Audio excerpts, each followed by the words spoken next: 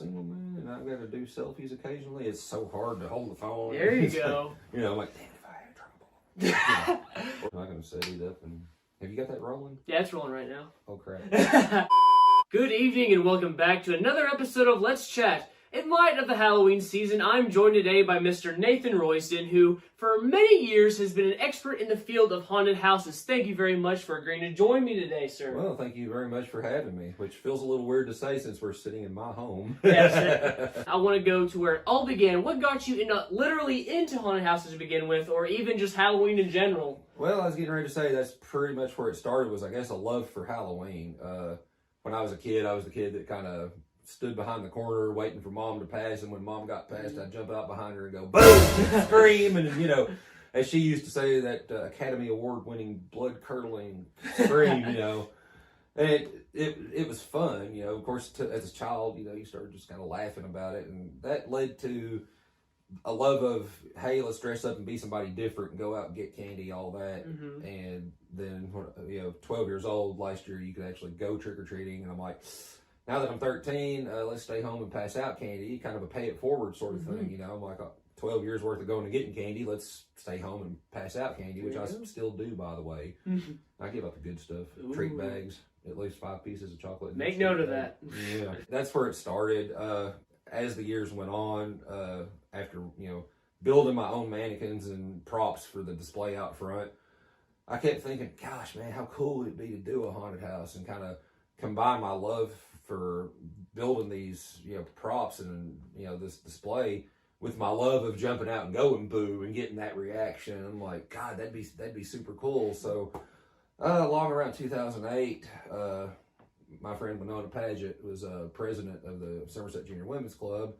We were all sitting around Starbucks one evening on the patio and just talking, and it come up in conversation, God, I'd really like to do a haunted house. And Winona said, you know, if we did it for charity and all and went through the channels of the women's club, we could do one. And I'm like, I don't care if we go through what channels, whatever. As long as I get to do it, it'd be freaking fantastic. You know, I'm down for whatever.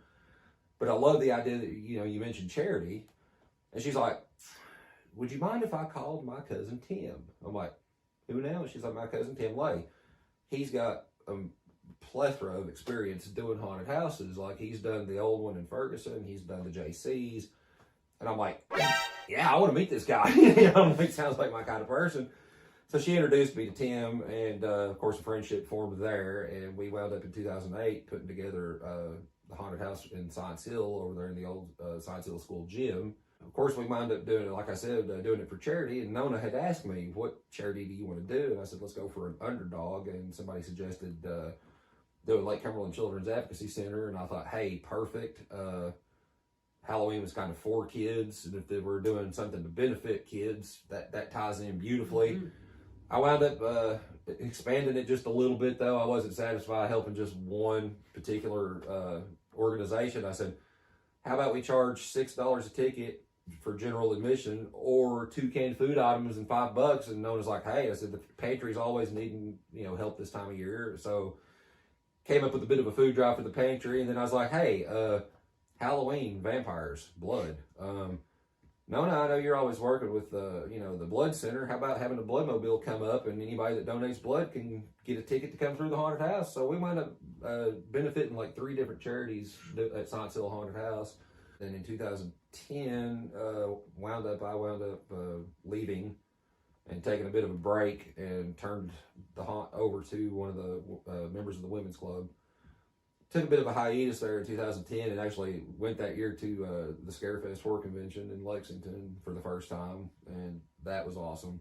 Along about 2011, Tim called me out of the blue and asked if I'd be interested in doing another haunted house, which led to us getting together and forming Fear in Ferguson Haunted House. We got the location, and, you know, we got to work on it and started, you know, building the haunt and everything. And 2012, Tim made the remark, I'm getting too old for this, which, as we know, is BS. If I had $1 for every time he said he was going to retire and came back. But anyway, he wound up saying, I'm retiring, here's the keys. And I'm like, wait, what? So he wound up giving me ownership of Fear in Ferguson. So I wound up doing it for 2012 and 13 till we had to shut it down due to disagreeable circumstances with one of the neighbors, and I'll leave it at that. Me and about 4 other actors from Ferguson wound up volunteering up at Houstonville, and he said, I'll tell you what, if you guys come scare act, we'll donate to your charity, which I don't think I've mentioned that yet. Here in Ferguson, we chose to benefit the Bethany House Abuse Shelter.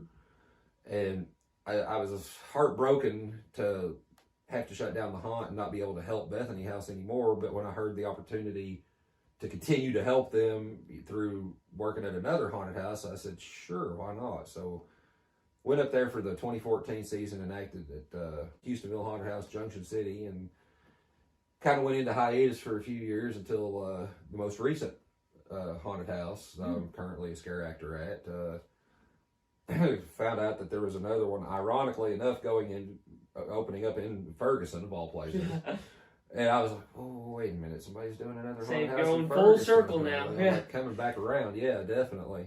The guy that owns that, his name's John Singleton, and he had done several private haunted houses before, just kind of like a, family and friends, I guess, kind of thing. He was looking to expand on that a little bit and do a commercial type haunted house, and he'd never really done one. And someone name dropped Tim Lay, and he's like, who's this Tim guy? I need to get in touch with him if he's done all these different haunted houses. Maybe he could, help me out. And he wound up getting in touch with Tim. And Tim wound up getting in touch with me and some of his buddies that were JCs and worked with him in the past at JC's haunted houses. And that brings us to the haunted house we're currently doing now, which is its first season. It's a haunted industrial park, and it's on the other side of the tracks from Fear and Ferguson haunted house. So not in the same location, but the location is great. He's got a lot of potential in that location.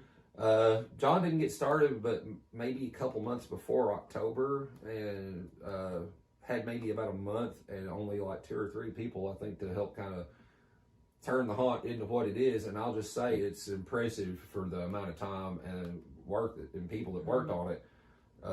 They're doing a pretty good job, I think. And John's planning on doing it again next year. And man, I can't wait to see what it turns into, because like I said, he's got the property. It's super cool. Just on the other end of haunted houses, so we've seen your appreciation and admiration for haunts grow and develop throughout the years, but what's the appeal for the crowds that come out to these haunted houses? Why do they go out and pay money to get scared? Personally, I think it's more like an adrenaline rush. I think almost a thrill seeker sort of thing. I think people enjoy the not knowing, the anticipation, the feeling that you get when that anxiety kind of builds a little bit, and you're going into a situation where your surroundings, you're not familiar with them.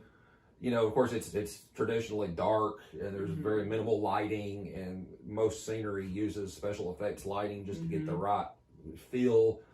And I think that kind of builds inside of guests when they come through. They start getting a little anxiety and a bit of an adrenaline rush. And then when the scare happens, it's like, oh, man.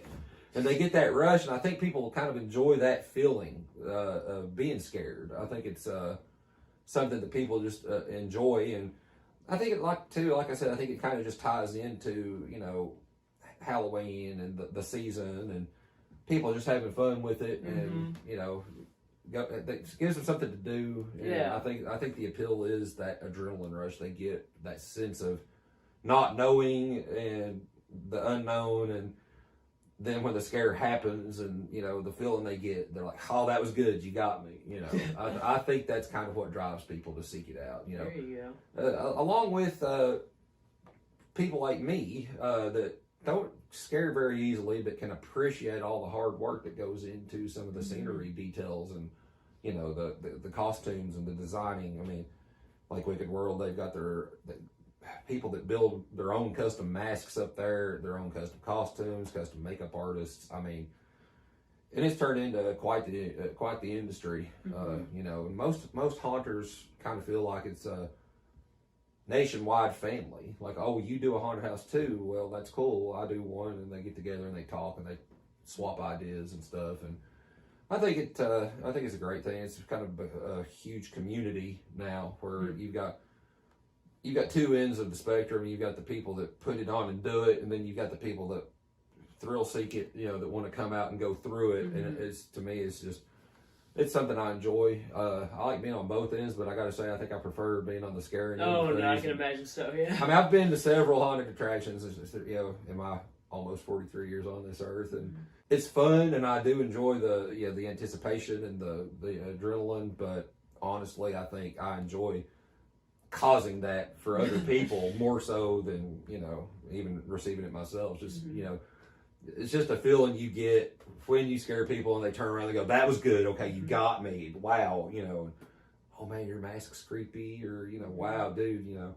I kind of feel like, hey, these people paid money to be entertained. Yeah. And if they're not going to get scared, maybe I can make them laugh and There they you feel go. entertained, and people have a good time in general. So I think that's why people come. There you go, yeah. I say you've pretty much embodied, I guess, the whole Halloween spirit through your work and just your attitude towards the holiday and scares in general. So with that said, I guess that wraps us up here. So thank you very much for your time, sir. Oh, not a problem at all. Thanks for having me. I enjoyed it. So, Anything you want to add to that, Jason?